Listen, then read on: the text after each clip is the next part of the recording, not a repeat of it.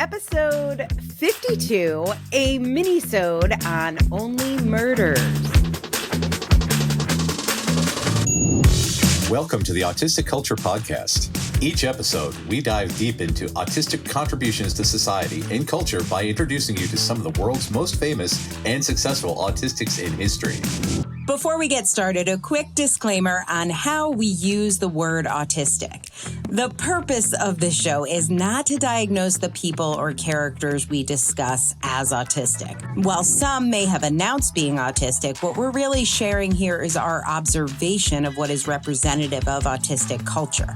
It can sometimes be difficult for autistic people to celebrate our natural tendencies and traits due to the perception of autism as a disorder that needs to be fixed, a long history of damaging medical interventions to get autistics to fit in with mainstream culture, and protective masking skills many of us have developed to try to stay safe. Whether you are autistic or just love someone who is, your hosts, Dr. Angela Loria, the linguistic autistic, and licensed psychological practitioner Matt Lowry, welcome you to take this time to be fully immersed in the language, values, traditions, norms, and identity of Autistica.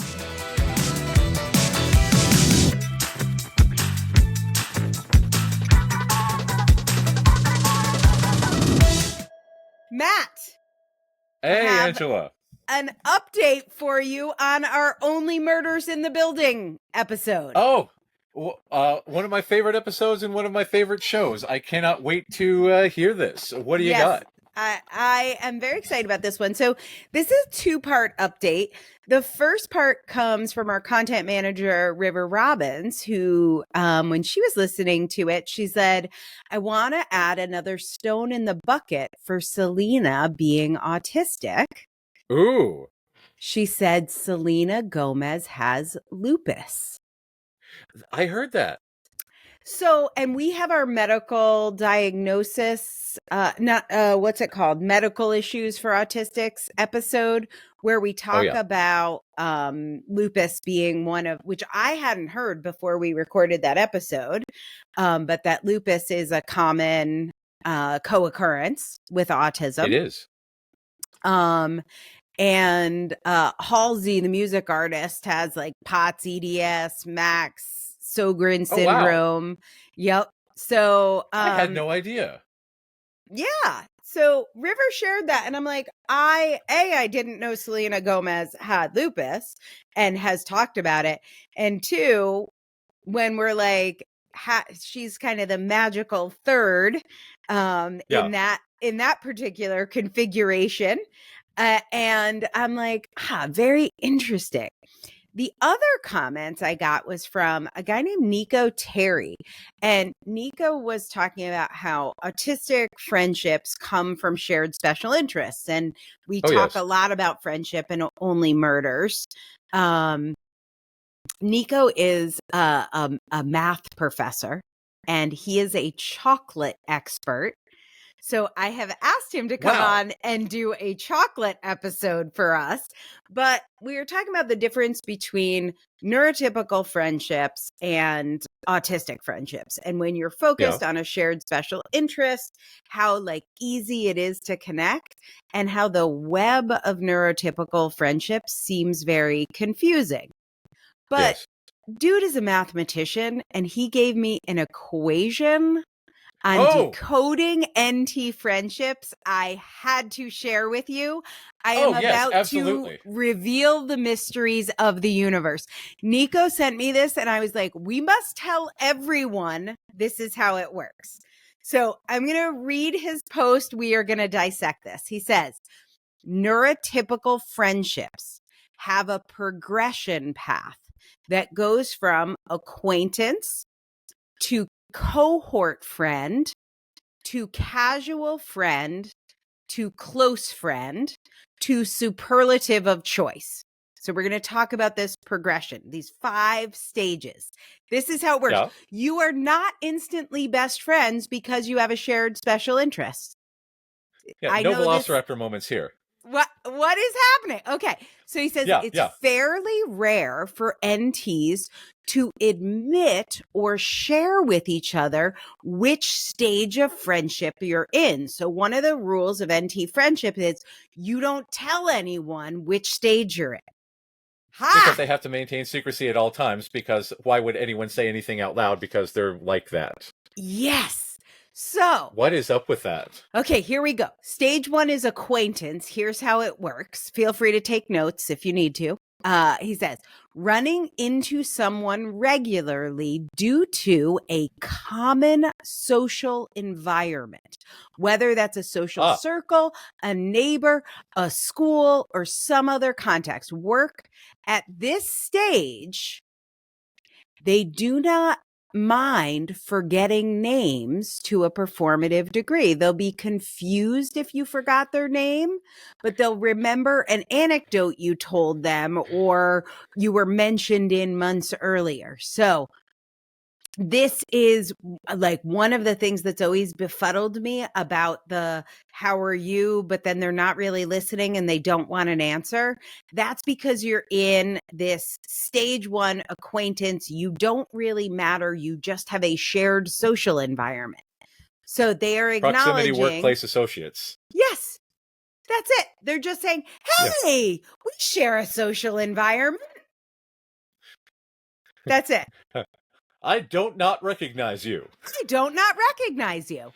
And so if you're thinking like, hey, remember the first time we met, you were wearing a They Might Be Giants t-shirt. I was wearing a They Might Be Giants t-shirt. Therefore, we're friends because we have this shirt. No, that's not. They're just like, oh, human in my fish tank.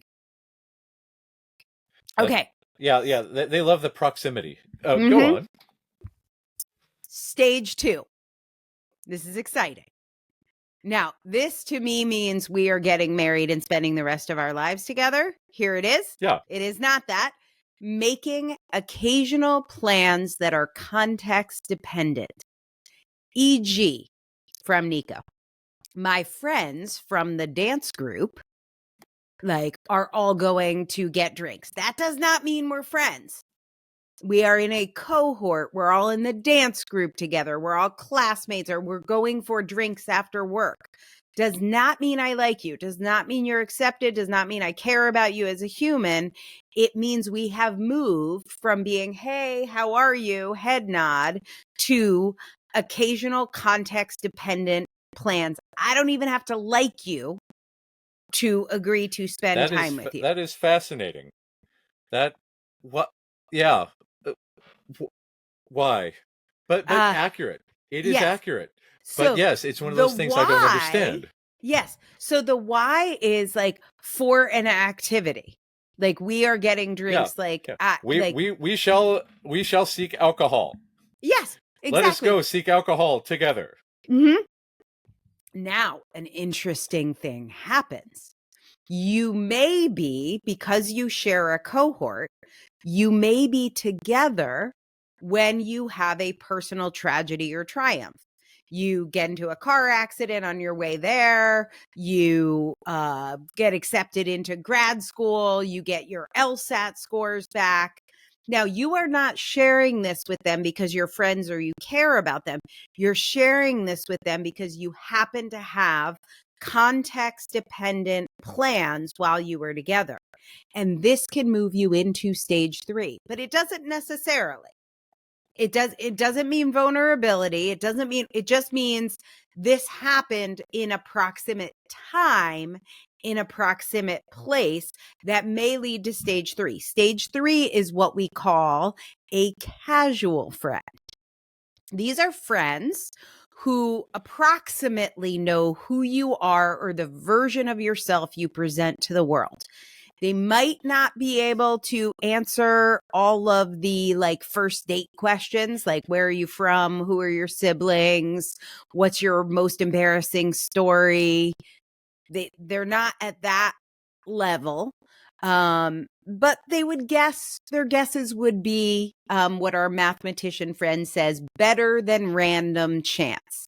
They're not expecting So at this point, you, my autistic friend, would be categorizing like in second grade, she had a teacher who didn't like her. You're like making notes because I might need this to design Christmas ornaments.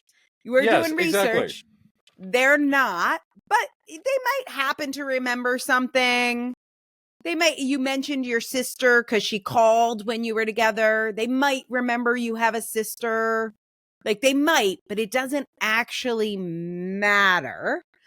They might know some of your friends. If you were moving, they might be like, "Oh yeah, I'll help you move." They might know what kinds of plans you're making, but these NTs are not logging it. They are not detail-oriented people. They're just like, if they happen to remember it, great. If they don't, great. They're not thinking, I might need this later to survive or to minimize chaos. They're just like, just rolling with it. They're just rolling with it. Okay, now, stage 4, close friends. Close friends expect to be on the early list of people you would call upon for emotional or practical support or even relationship advice, but not necessarily for big problems. In other words, they don't want to hear all the details. They don't want to That's fascinating that they would be labeled as close then, because again, we have very different definitions of such things. This is fascinating. Right. It's so fascinating. So if you are trying to decide, should I get a Tesla or a Prius? Close friends are there for it. They're like, oh, let's do a little pros and cons chart together. But if you're trying to decide, should I get an official autism diagnosis or how should I tell my mom I'm autistic? It's a little too much. And they're like way too many details. Now I have to like remember all this shit about you. Now you're relying on me. Like it's in the moment. Should we get tickets for 2 nights in a row of a concert or 1? Great. Like that's a problem. How do I pay my rent this month? Like, how do I find money for like this month? Fine. What is my career and how do I pay my rent ongoing? Too much. Stop saying too much information. Fascinating. It's the cheat sheet I've been waiting for. I'm like, oh, because I'm like, everything's connected. We can't just solve my rent this month. I need to tell you everything about my entire financial history. Let's look at some, spreadsheets. Because it's a cumulative problem that needs to be addressed. Yes. Yeah. And even if it's a Prius versus a Tesla, I'm like, but Elon Musk, but also Toyota, but also capitalism, but also like, there's so many things. I can't just stick to this, but that's when they get annoyed and they feel like we talk too much and take over the conversation and we always make it about us. Yeah, because details. Okay. Stage 5, this is the one we just think we're either friends or not friends. We're a little binary here. We're like, we're friends or we're not friends. Okay. So this he calls superlative of choice. So whether they call it best friends, besties, the boys, my people, chosen families, siblings. These are the people who they would book vacation days to support. They take off work to support. These are the people who would do the same for them, that they would call and be like, hey, will you come give me a ride to the doctors because I can't drive. My eyes are going to be dilated. These are the people they would back in an argument, even, get this, if they think their friend is wrong. They would at least. Why would they do such a thing? Because I'm your bestie. I'm your person. So I might talk to you separately about it. But if a stranger came in and was like, Matt's an asshole, because we're besties, I'll back you up. But if we're just close friends or we're acquaintances or cohort friends and somebody says Matt's an asshole, they're like, yeah, no, Matt's a total fucking asshole. That guy's an asshole. If you move to bestie stage. I would not deny that, but yes. Right. Some days, my friends. Yeah. So this is why we often feel betrayed, because we think we're best friends. So why wouldn't you have my back, or like see, at the very least, if not have my back, like see that I meant well, see what my intentions are, not call me a narcissist, not assume I'm a fucking asshole. Like, you know me, but they don't know you because they're Yeah. just proximate friends. So Because when they get never to did the research. because they never did the research and they're not going to. If you make No. it into the best friend circle, they'll defend you even if they know you're wrong. They won't even think of you as wrong. They'll just think of you as the inner circle. So this is why, like, there are members of my family who won't talk to me, whose primary mantra is family first. And I'm like so fucking confused because I'm like, but I'm family. So if it's family first, then I'm confused. Yeah. It doesn't mean family first. It means, like, if you agree to these terms, then we're besties. And the terms are, you don't call me out. I don't call you out. You defend me to people even if I'm wrong. I defend you to people if you're wrong. Ooh. And they don't care about what is true and what is untrue and, the nuances of things and all the details and all of that. Because you made it to the best friend circle. Once you've made it into that circle, it's just blind affiliation. Mm-hmm. Which is why that's fascinating? Yeah. It's relationships are so difficult like that. I love this analysis. It is. I mean, it's love great. the explanation that part of the rules of NT friendships are that we don't talk about what stage we're in. Yeah. That's fascinating. Yeah, because they're not into analysis of any kind, so why would relationship analysis be different? And again, this is why Aulistics really hate it when we want to identify what relationship we are in, what the labels are, what the parameters are, what are the expectations. Because again, we like nice definitions. We like to understand, and that's not how they run. That's not how they work.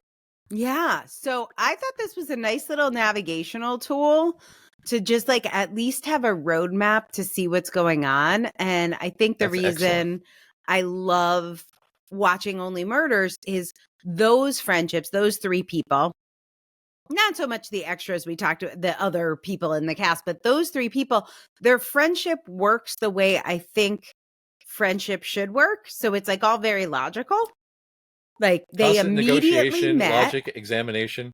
Yeah. Yeah. They met. Did you finally see season 3? Yes. Oh, good. Yes. We just finished.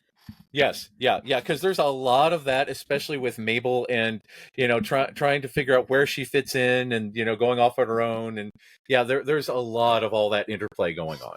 And the whole Jesse Williams thing, and how do we negotiate a new person? Like, somebody gets a boyfriend or a girlfriend. Like, how do we negotiate that?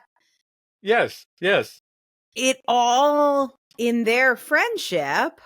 And there's multiple times in that third season where they're like, not Three Musketeers, but like, are we all in? Are we doing this podcast together? Like, that is our shared special interest. So if we're not doing that together, it affects the friendship. If we are doing it together, it affects the friendship. So we must navigate this and discuss this, because this is the thing. But if it's all based on proximity, if it's just because we live in the same building, then the reason we can't talk about what stage we're in is it's going to flow. You'll go back to just being a proximate friendship. Now we're not doing the podcast anymore. Like, so it moves. It has to, like, flow freely between these 5 stages, which means we can't ever talk about it, which kills us as autistic people. Yes. And my conclusion of this minisode is get an autistic bestie. Yeah. I don't know. It's tiring. It is, or at least buffer yourself and prepare yourself if you do. I have one of my closest friends is Autistic, and she is such an ally, and she is always willing to talk and negotiate this stuff. Even though she doesn't naturally get it, she's naturally curious and she wants to know more. It does not exhaust. That friendship is very life-giving to me. But if I'm doing an autistic holistic mixed neurotype friendship with, like, one of the moms at my kid's school, or something that would be proximate, somebody in my apartment building or something like that, it's very tiring to navigate. Yeah. It takes a lot of extra effort in order to actively decode and actively translate and make sure that both people are speaking the same language. Yeah. So if you are struggling, if you are struggling with friendships, I am removing the word if. I know you're struggling with friendships, my friends. It is really hard. It is not talked about enough. Only Murders, I think, is the most beautiful depiction of what an autistic friendship is like. And if you don't have that, I highly recommend you go seek it.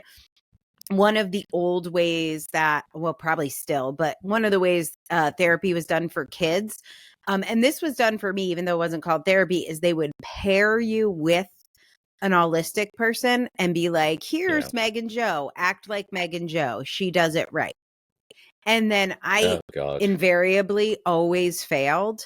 What I would say is at least have some recovery time in your friendships by having pair yourself with an autistic friend. Yeah.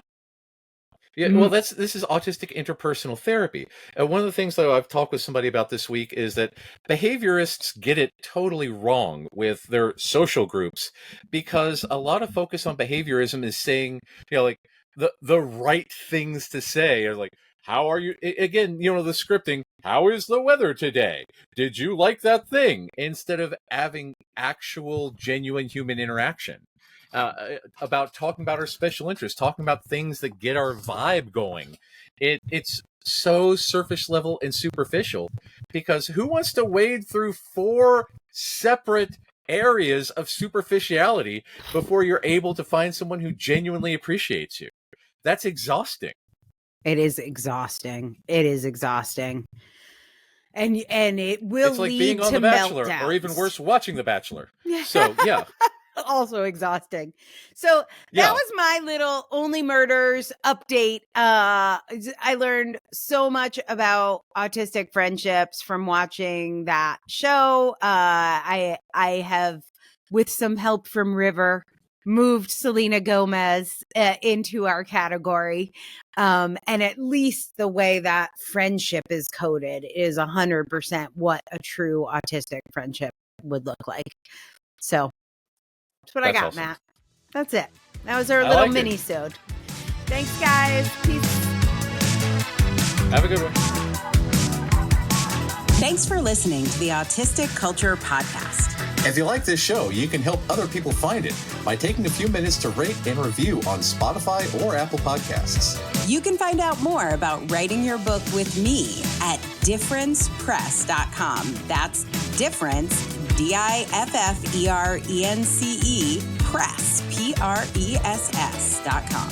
Or getting a psychological evaluation or consult with me at www.mattlowrylpp.com. That's MATT, Matt Lowry, LOWRY, LPP, as in licensed psychological practitioner.com.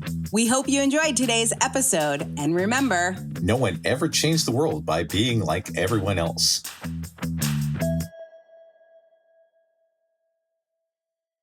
Special thanks to our content manager, River Robbins, and Aaron Stoner, our producer, for making us look and sound good.